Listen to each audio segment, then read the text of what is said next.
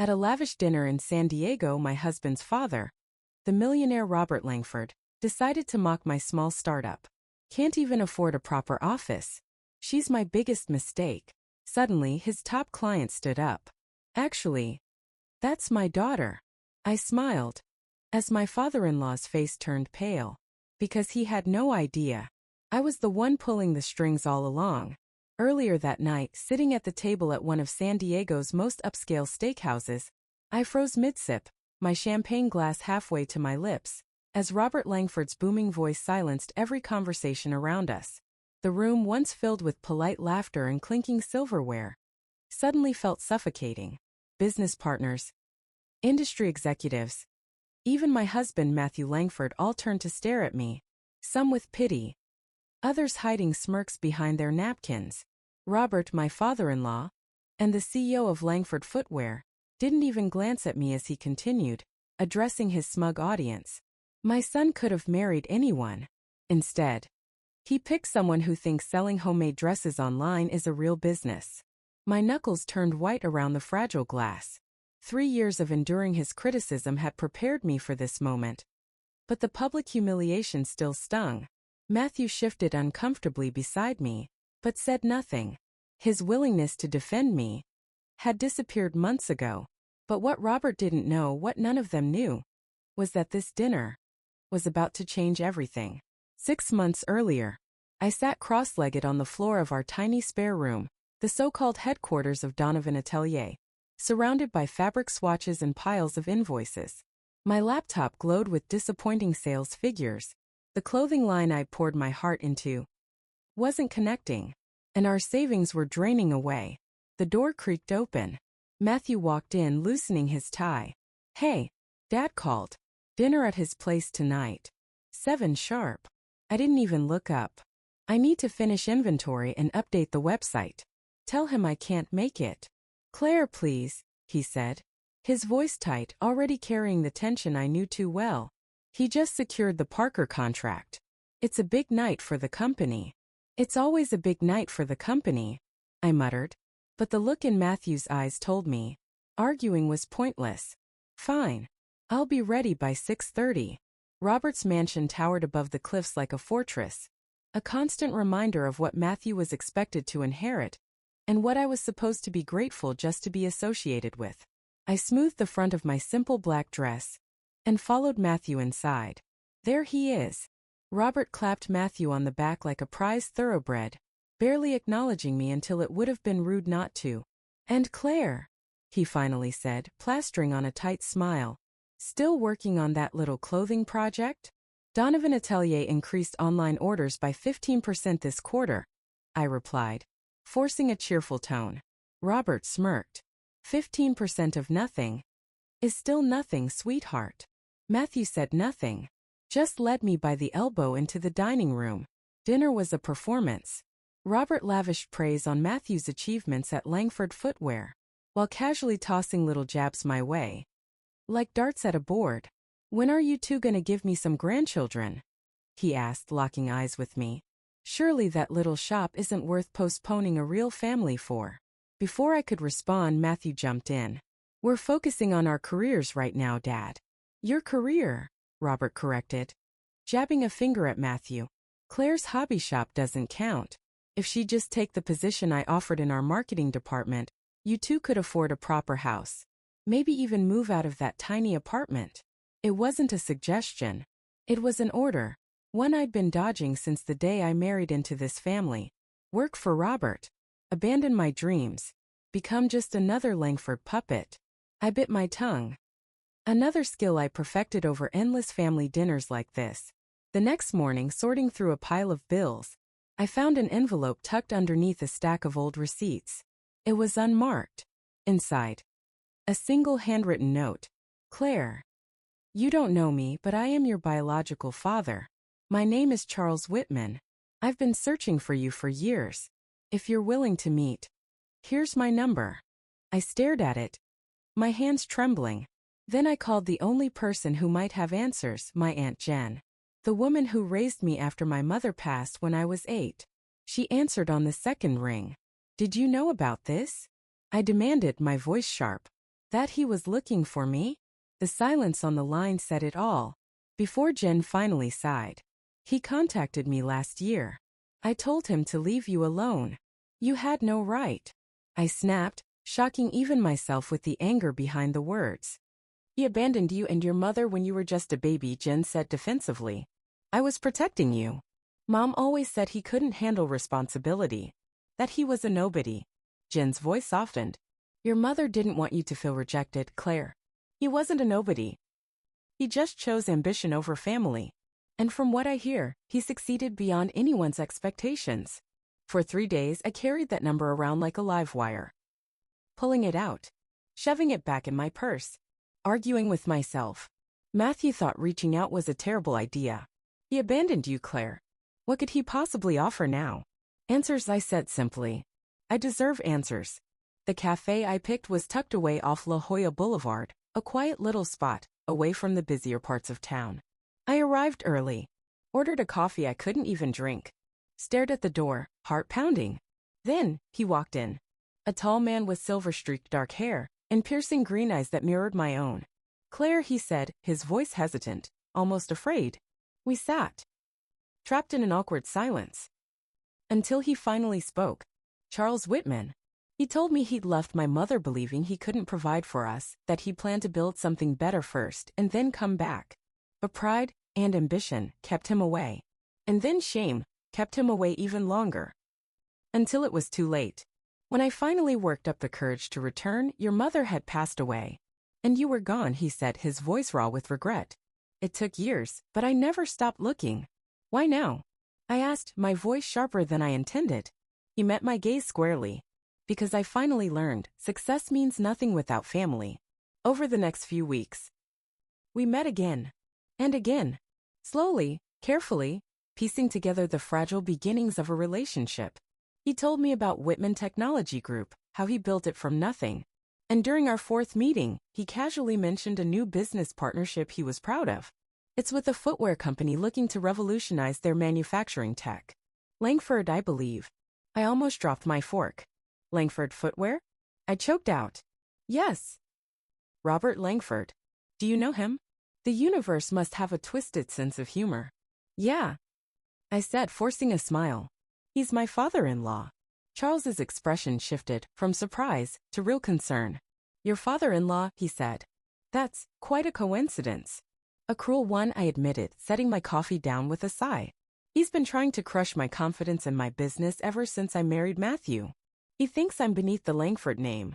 Charles leaned back thoughtfully. That doesn't align with the man I've met in business meetings, he said carefully. That's because you're valuable to him, I replied. I'm just the stubborn daughter-in-law who won't fall in line.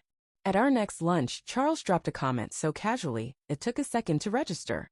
I've been reviewing the Langford contract more closely, he said, swirling his coffee. His entire expansion plan hinges on my technology and my financing. Without this deal, his growth strategy collapses. Something clicked in my brain, sharp, electric. A possibility, both terrifying and exhilarating. Charles saw the shift in my expression immediately. Claire, he said, voice steady, what are you thinking? I met his gaze without flinching. I'm thinking that after years of being powerless, I finally have access to the one thing Robert Langford can't control.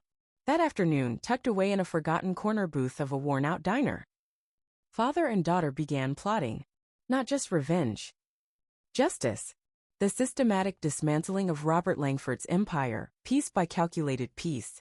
The chess game had officially begun. And Robert. He had no idea he wasn't the king. He was just a pawn.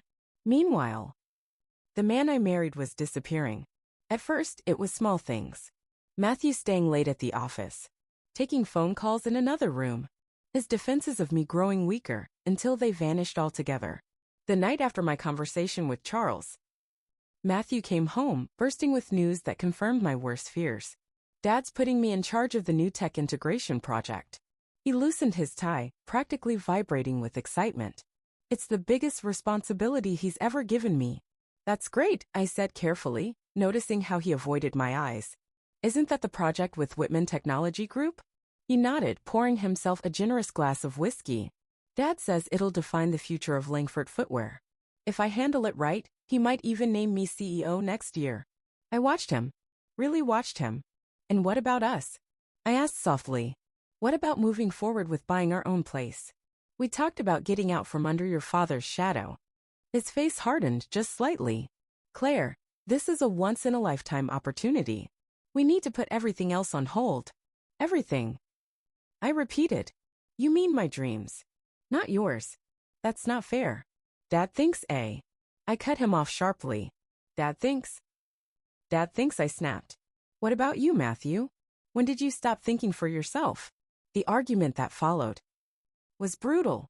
Words were hurled across the room, words we couldn't take back. That night, Matthew slept in the guest room. And for the first time, I realized with terrifying clarity, the man I'd married was gone. In his place stood Robert Langford's perfect puppet, while Matthew buried himself in work. I got to work, too. I spent my days juggling Donovan Atelier, and my nights researching every inch of Langford Footwear's empire. On the surface, I framed it as professional development, but underneath, it was warfare. I dissected industry reports, pored over public financials, mapped out supply chains, strategic partners, vulnerabilities. Charles filled in the blanks, giving me insider information only a top investor would know. One afternoon over lunch, he laid it out clearly.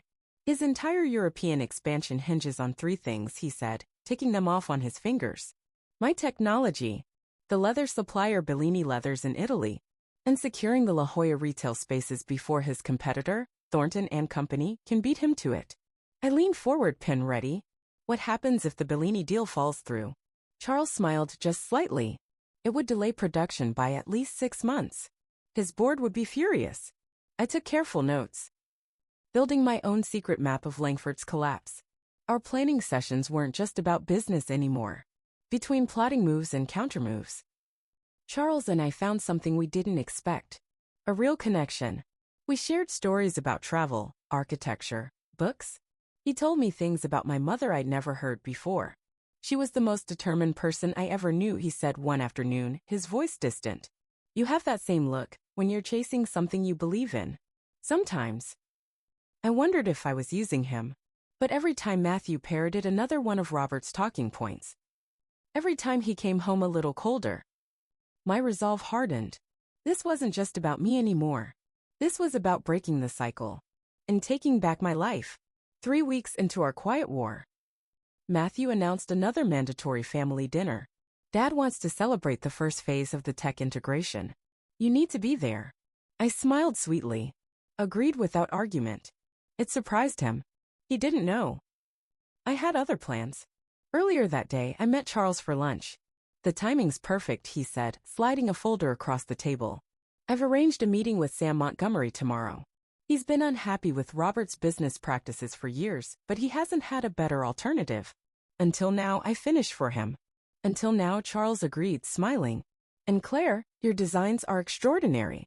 Bellini Leathers will appreciate working with someone who values true craftsmanship. That night at Robert's mansion, the crowd was bigger than usual. Board members, executives, their perfectly manicured spouses.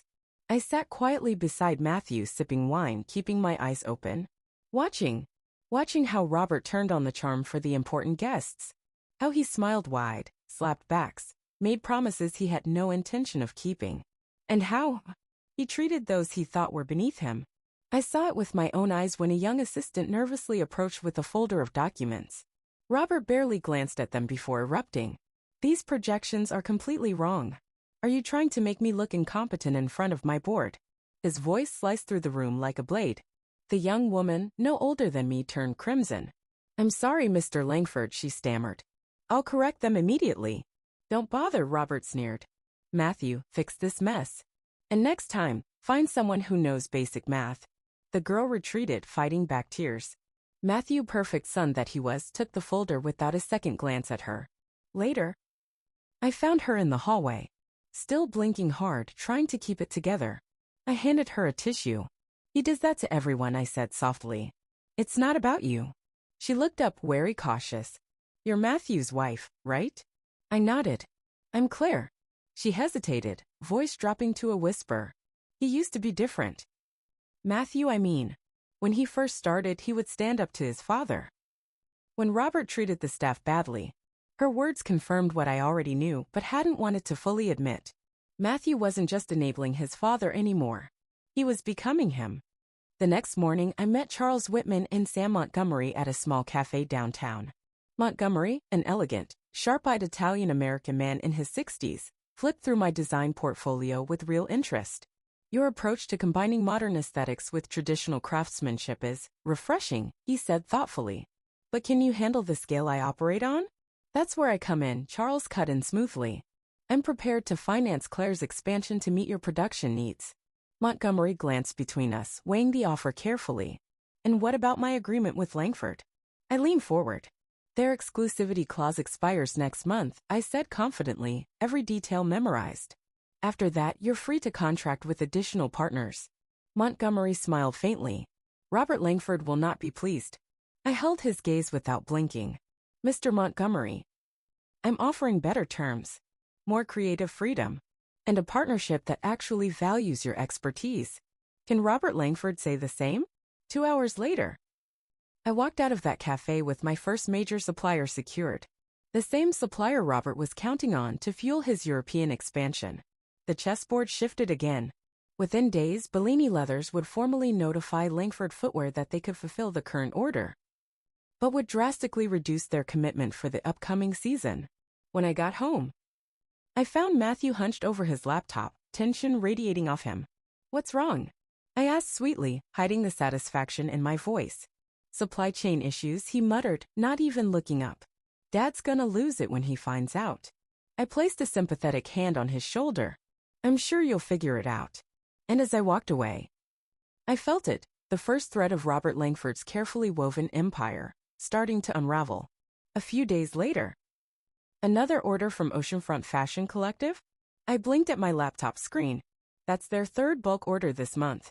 My tiny team, just me, Megan from design school, and Tara, our brilliant finance whiz, gathered around my desk in our new office. Yes, an actual office, not a spare bedroom. The exposed brick walls and soaring industrial windows gave Donovan Atelier the kind of energy I'd always dreamed of. Tara pointed at the online dashboard, her excitement barely contained. Traffic's up 213% since the Bellini announcement. The fashion industry had noticed. When a luxury supplier like Bellini Leathers partners with you, people pay attention. What nobody knew. Charles Whitman had quietly invested enough capital to fuel our rapid growth, hiring staff, upgrading production, securing prime downtown real estate. The investment firm called again, Megan mentioned casually, flipping through her planner. They want to schedule another meeting about backing your fall collection. The investment firm was another of Charles's clever moves, a legitimate front for his financial support. We were extremely careful in public. Strictly professional. No one could know. Schedule it for Thursday afternoon, I said, heart pounding with excitement. And let's finalize the La Jolla samples. If we're gonna disrupt the East Coast market, we have to be ready. Megan arched an eyebrow. Isn't that where Langford Footwear is trying to expand? I gave a casual shrug. Great minds think alike, right? That evening, I got home to find Matthew already waiting, a rare sight these days. The tension was thick before he even spoke. Your company leased offices downtown, he demanded, holding up a glossy business magazine, the article neatly bookmarked. Right there. A glowing feature on emerging businesses. Donovan Atelier. Front and center. We needed the space, I said simply, slipping off my coat. With what money, Claire? His voice rose. Last month you were working out of our apartment, barely making payroll. I prepared for this. I secured private investment, I replied. People believe in what I'm building. What people? He pressed, suspicious. Dad says no serious investor would back a boutique operation like yours, not without years of steady growth. There it was again. Dad says. I swallowed my anger. Chose a half-truth instead. Whitman Capital Partners. They specialize in emerging designers. Matthew's brow furrowed. Whitman. As in Charles Whitman?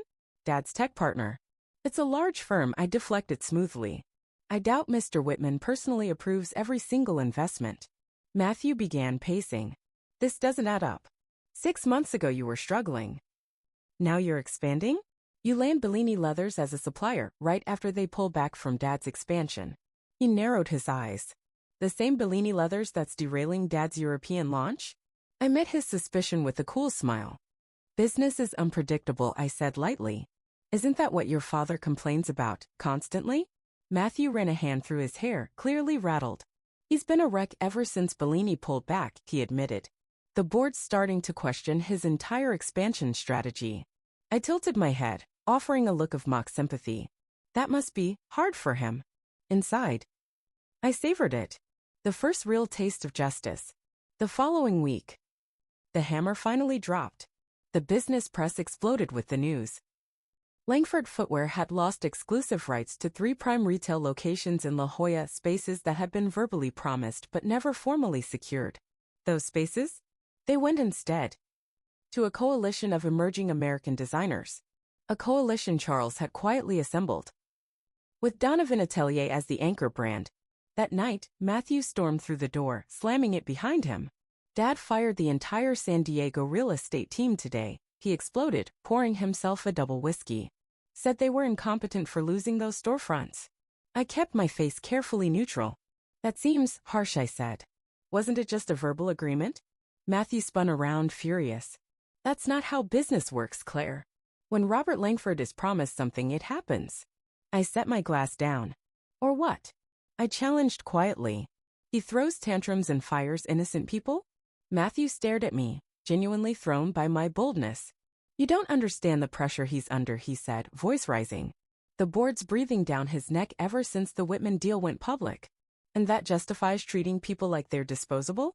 I asked, my voice low, steady, deadly calm. You're running a small business with 3 employees, Matthew sneered. Dad manages a global corporation with thousands of jobs at stake. The condescension in his voice. It broke something inside me. And that gives him the right to be cruel? I said, my voice shaking. To humiliate people? To crush anyone who doesn't fall in line with his plans? Including his own son. Matthew's jaw clenched tight. What's that supposed to mean? I stared at him, the man I used to love. It means I miss my husband, the man who had his own dreams. Before Robert Langford drowned them out, the argument ended with Matthew grabbing his keys and slamming the door behind him. He didn't come home that night. Sunday dinner at the Langford mansion arrived, thick with predictable tension. Robert greeted Matthew warmly, barely sparing me a glance until the topic of business came up. La Jolla was just a temporary setback, Robert assured the table, raising his glass. We're pursuing alternative locations, ones that'll serve us even better. His wife, Eleanor, chimed in sweetly. I heard a group of American designers snagged those spaces. Some local talent, even. Robert waved dismissively. Amateur hour. They'll be bankrupt within a year. Real estate in the fashion district? It requires serious capital. Serious connections. I took a slow sip of wine to hide my smile. Sometimes, smaller operations can be more nimble, I said lightly. Less bureaucracy to slow down decision-making. Robert's gaze snapped toward me, sharp as a knife. Is that business advice, Claire? From your extensive experience running a successful company. The old Claire would have shrunk. Would have bowed her head. Said nothing. But not anymore. Actually, yes, I said evenly, setting my glass down. Donovan Atelier secured Bellini Leathers as a supplier last month. We're expanding into 3 new markets this quarter. And we just leased downtown offices. I smiled. Small doesn't mean unsuccessful. The table fell into stunned silence. Matthew stared at me, a strange mix of shock and betrayal flashing across his face. Robert's face darkened visibly. Bellini, he repeated coldly. Interesting coincidence. Not really, I said calmly, locking eyes with him. They were looking for partners who prioritize craftsmanship over mass production. Robert's smile twisted, all teeth, no warmth. Well. Seems Matthew's little wife has ambitions after all. I didn't flinch. I'm not just Matthew's wife, I said, my voice clear and strong. I'm a business owner. Making my own connections. Building my own success. The satisfaction of standing up to him was electric, but short-lived. The drive home was suffocating. Matthew didn't say a word. Neither did I. Later that night, after Matthew finally drifted into a restless sleep, I found myself alone in our living room. Sitting in the dark. listening to the silence pressing in from every side. The chess pieces were moving perfectly. Robert Langford was reeling. My business was thriving. I'd finally stood my ground. And yet, the cost was becoming clearer by the day. My marriage was crumbling. The man I loved was slipping away. And despite everything, the righteousness, the victories, deception left a bitter taste in my mouth. I picked up the phone, called the only person who might understand. Charles answered on the second ring. Am I becoming just like him? I whispered. Manipulating people, keeping secrets, choosing business over relationships. There was a long pause. Then Charles's voice came through, steady and kind. The difference, he said, is that Robert never questions his methods. The fact that you're asking proves you're nothing like him. His words soothed me. But as I watched Matthew toss and turn in his sleep, I wondered if justice was worth losing the life I once wanted so desperately. Morning light crept through the curtains. I lay awake, inches from Matthew, feeling a chasm between us. My phone buzzed on the nightstand, another message from Charles about our next move. Before I could check it, Matthew's phone rang. He shot up immediately. Dad, he said, voice brisk. Yeah, I can talk. He slipped into the living room, careful not to wake me, or so he thought. When he returned half an hour later, his face was unreadable. Dad's hosting a major event in San Diego next month, he said, sitting on the edge of the bed. A celebration of the Whitman Technology Group partnership and the East Coast expansion. He hesitated. He wants us both there. I blinked, surprised. Both of us. Matthew nodded, but suspicion flickered in his eyes. He insisted. Said it would look bad if I showed up without my wife, especially with other executives bringing their spouses. The timing couldn't have been more perfect. Or more suspicious. Just 3 weeks earlier, Charles had orchestrated a critical blow. A labor dispute at a key supplier factory. That sent Langford footwear stock tumbling 12%. Why would Robert be throwing a party now? When is it? I asked casually, hiding my racing thoughts. 2 weeks from Friday. We'll fly out Thursday morning. Stay through the weekend at the Hotel del Coronado. He studied my face carefully. Does that work, with your booming business schedule? I forced a smile. I'll make it work. Later that day, I met Charles at our usual cafe to strategize. He's trying to put on a show, Charles said, stirring his coffee. Trying to convince the investors he's still in control. I studied the guest list Charles had managed to get. All the major players would be there. Board members, partners, media, everything. Everything we needed. The perfect stage, Charles said, smiling slightly. Are you ready for this, Claire? Once we make our move in San Diego, there's no going back. The question hung between us, heavy as stone. Was I ready? 6 months of planning. Of rebuilding my business. Of slowly dismantling my marriage. And still, Robert Langford stood tall. Arrogant. Untouchable. I'm ready, I said, my voice steady. But there's one problem. I hesitated. Matthew. For days. I wrestled with it. Should I tell him? Warn him? Each morning I woke up determined to come clean. Each night, I went to bed with the secret still buried deep inside me. I loved him once. A part of me still did. But the man who shared my bed now was more Langford than Matthew. 1 week before the trip, Matthew came home carrying a small, elegant box. Early anniversary gift, he said awkwardly, setting it on the counter. Inside, a delicate silver bracelet. I know things have been tough lately, he said, not meeting my eyes. I thought, maybe you could wear it in San Diego. Maybe we could reconnect. Get away from all this business stress. For a moment. The old Matthew was there. The one I fell in love with. I blinked back tears. It's beautiful, I said softly. And I'd like that. But that night, while Matthew slept peacefully beside me, I found myself dialing Charles again. My heart torn in two. I can't do this to him, I whispered, stepping out onto our small balcony. The cool air hit my face like a slap. Not without telling him the truth first. Charles's voice crackled through the phone. Think carefully, Claire, he warned. If you tell Matthew everything now, he'll warn his father. Everything we've worked for could collapse. He's still my husband, I insisted, my chest tightening. He deserves to know, before his whole world falls apart in public. There was a long silence. It's your decision, Charles said finally. But remember, who Matthew has chosen to be these past few months. Would he have shown you the same consideration? His question haunted me as the days ticked by. At home, Matthew and I circled each other warily, both sensing the storm coming, neither willing to name it. The night before our flight, I packed my suitcase with trembling hands, the weight of my decision pressing down like a stone. Morning came too soon. The car service to the airport pulled up at dawn, and we rode in strained silence, each pretending not to notice the heavy tension between us. Matthew handled the travel arrangements like a pro. Polite, efficient, detached. Dad's sending a car to meet us at JFK, he said, settling into our first-class seats. Another Langford perk. We'll have time to freshen up at the hotel before the welcome reception tonight. I nodded, feigning interest in the safety demonstration, while my mind raced ahead to tomorrow night. The documents were finalized. The key players were briefed. The stage was set. After 6 months of careful, ruthless maneuvering, it would all come to a head. Halfway through the flight, Matthew glanced over at me, frowning. You seem different, he said, studying my face. Usually you're a nervous wreck about seeing Dad. But today? I don't know. You seem peaceful. I gave a small, careful smile. I've realized some things can't be changed, I said. Your father will never respect me or my work. I've made my peace with that. Matthew sighed, rubbing his temples. He's been under tremendous pressure, he admitted. The supplier setbacks, the La Jolla properties, the factory issues, it's been relentless. Strange coincidences, I said lightly. Matthew lowered his voice, despite the privacy of first class. Dad thinks someone's deliberately targeting Langford footwear, he confided.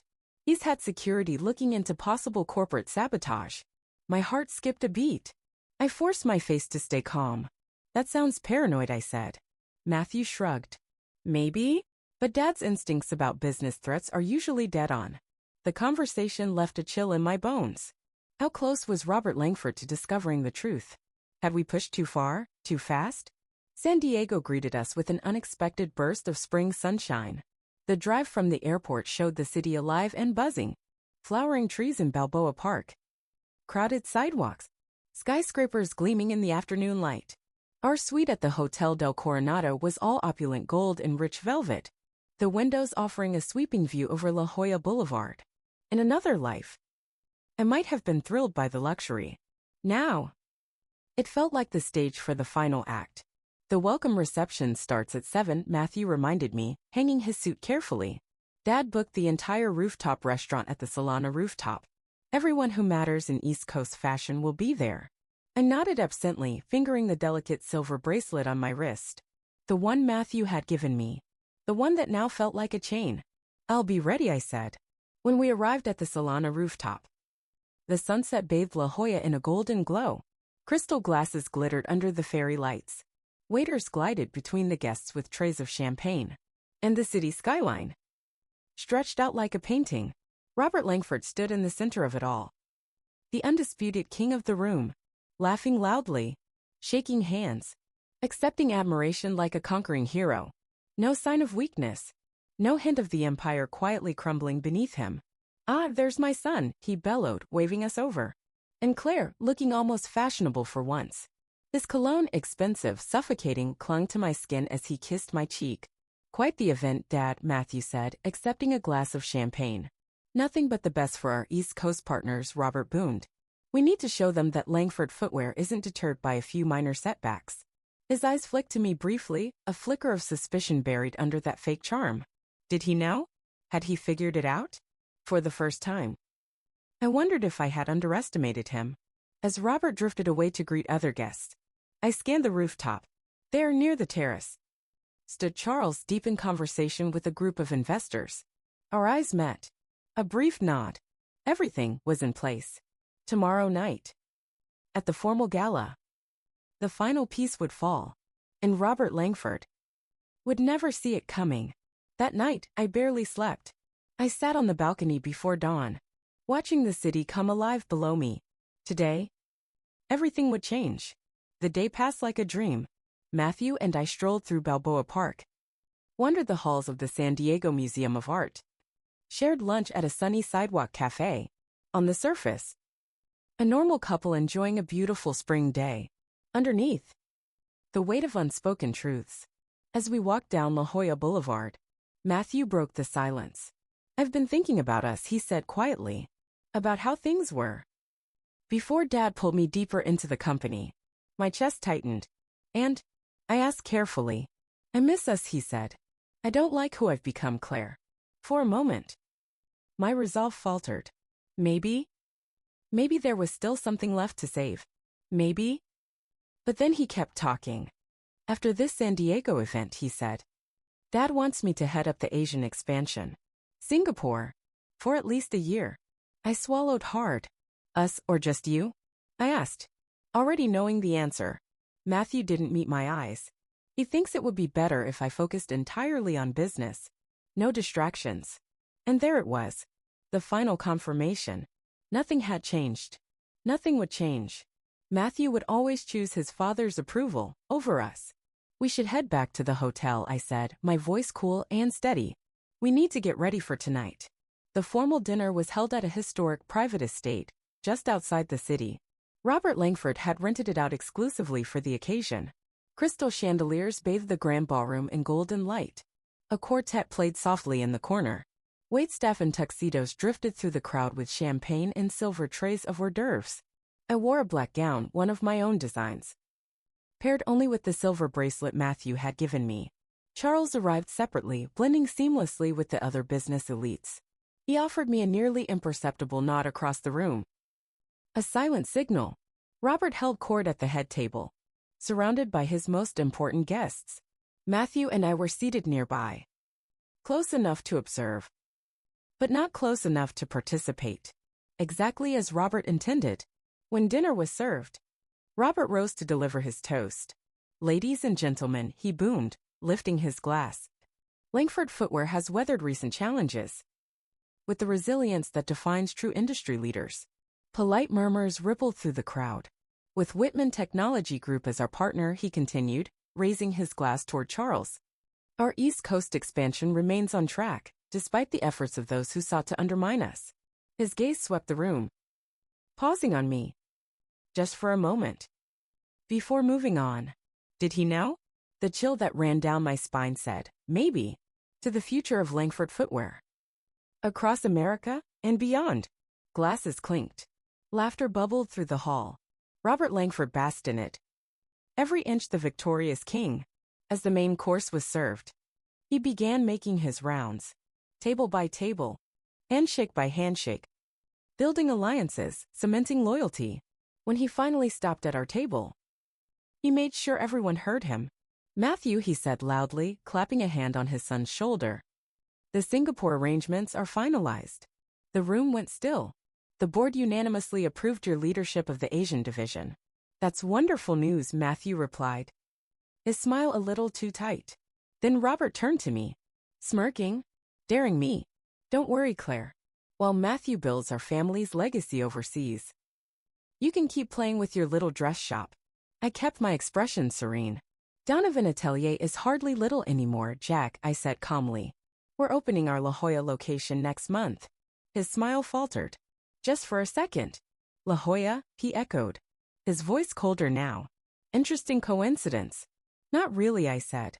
Good business opportunities tend to attract multiple investors. His eyes narrowed, sharp and calculating. Investors, he repeated. Yes, you've had quite the run of mysterious good fortune lately. Almost as if someone with intimate knowledge of Langford Footwear has been guiding your decisions. The table fell silent. Matthew turned, confused. What are you suggesting, Dad? But Robert wasn't looking at him anymore. Only at me. Tell me, Claire, he said, voice low and dangerous. How does a struggling boutique owner suddenly secure Bellini leathers? La Jolla retail space and factory capacity that was previously promised to Langford contracts. The heat of the moment pressed down on me. The moment had arrived, sooner than I'd planned. Maybe? I said, keeping my voice even. I'm simply a better negotiator than you gave me credit for. Robert's laugh was short, harsh. Or maybe, he said, his voice rising, you've been sleeping with one of my competitors. That would explain a lot. The words hit the table like a slap. Matthew shot to his feet. Dad, that's enough. Is it? Robert barked. Your wife has systematically sabotaged our expansion, while her own company just happens to thrive. He pointed at me. Open your eyes, son. Around us. Whispers started to rise. Guests leaned in, pretending not to stare. Every eye in the room was on us now. You know what your wife is, Matthew? Robert sneered. My biggest mistake. I should have forbidden this marriage the moment you brought home this conniving little gold digger. And then, a new voice cut through the chaos. That's quite enough, Robert. All heads turned. Standing behind us, tall, composed, unshakable, was Charles Whitman. This is a private family matter, Robert snapped, waving a hand dismissively.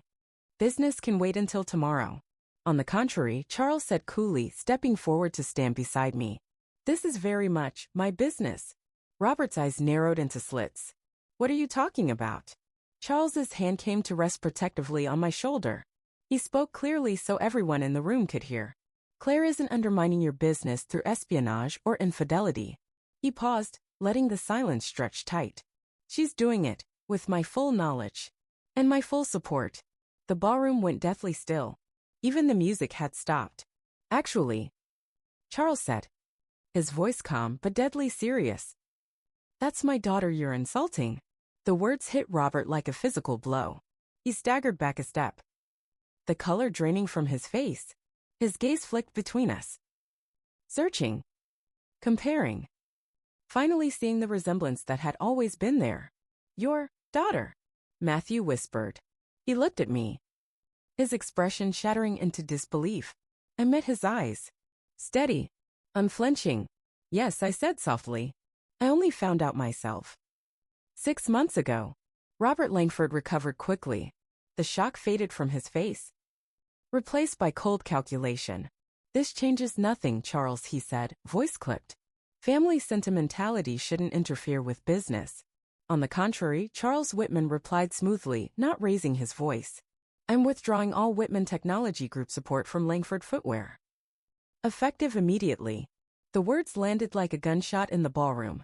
The contracts, as you'll find clearly outlined in Section 16B, allow for immediate termination under certain conditions. This is absurd, Robert sputtered, his composure cracking. You can't, I believe the board will be particularly interested, Charles cut him off, in the documented evidence of workplace harassment. Not to mention the creative accounting regarding your Asian production costs. Robert's face turned a dangerous shade of red. Across the room, board members began moving toward us, their expressions grim. The wolves were circling, and in that moment of perfect justice, I felt hollow. Revenge, which had consumed every waking thought for months, tasted ashen in victory. Matthew stood frozen beside me, the betrayal written clear across his face. You planned this, he said quietly. All of it. I nodded. There was no point pretending anymore. Yes, I said simply. After years of watching your father demean me, control you, hurt everyone he deemed beneath him, without facing a single consequence. The pain in Matthew's eyes hit harder than I expected, deeper than I'd prepared for. You used me, he whispered. I met his gaze, steady but sorrowful. No more than you allowed your father to use you against me, I said softly. Around us, the chaos swelled.